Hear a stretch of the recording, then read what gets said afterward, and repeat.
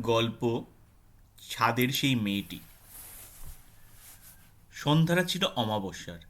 শান্তিনিকেতনের এক পুরনো বাড়িতে বন্ধুদের সাথে উইকেন্ড কাটাতে গিয়েছিল ঈশান। বাড়িটার চারপাশে শুধু শাল গাছ আর নির্জনতা। সন্ধ্যার পর থেকেই বাড়িটা অদ্ভুত নিস্তব্ধ হয়ে যায়।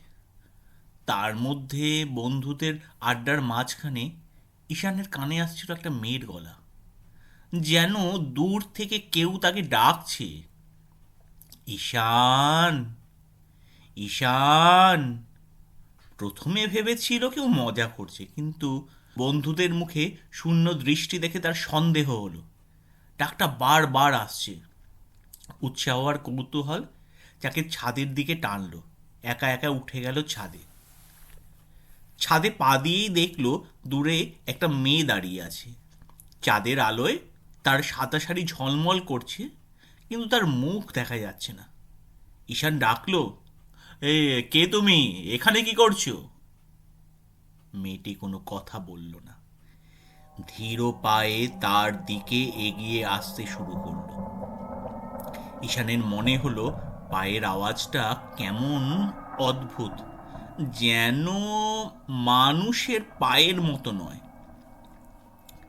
যতই মেয়েটা কাছে আসছিল, ততই তার শরীর কাঁপছিল ভয়ে, কিন্তু কৌতূহল তাকে পিছু হটতে দিল না। হঠাৎ মেয়েটা দাঁড়িয়ে পড়ল। তারপর একটা অদ্ভুত ফাটা গলায় বলল, এই বাড়িতে কেউ সুখে থাকতে পারে না, তুমিও পারবে না। বলে মেয়েটা ধীরে ধীরে ছাদের কিনারার দিকে এগিয়ে গেল। ঈশান চিৎকার করে বলতে চেষ্টা করলো, না না, থামো থামো। কিন্তু তার গলা যেন বন্ধ হয়ে গেল। চোখের সামনে দেখলো মেয়েটি ছাদ থেকে লাফ দিয়ে পড়ে গেল। ভয়ে জমে গিয়েছিল ঈশান।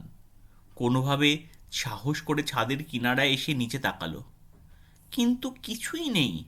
নিচে একটাও দাগ নেই, যেন কেউ ছিলই না। পরের দিন সকালে বাড়ির কেয়ারটেকার বলল, ছাদে যেতে মানা করেছিলাম। এই বাড়ির মালকিন বছর 15 আগে সেখান থেকে ঝাঁপ দিয়ে মারা যান। তারপর থেকে যেই ছাদে যায় সেই অদ্ভুত কিছু দেখে, কিন্তু কেউ তা প্রমাণ করতে পারে না। ঈশানের মনে পড়ল মেয়েটির শেষ কথা, তুমিও সুখে থাকতে পারবে না। সেই থেকে ঈশানের জীবনে কেবলই দুর্বিপাক, শান্তি নেই। তার মনে হয় ছাদের সেই ডাকটা এখনো তাকে অনুসরণ করে চলেছে।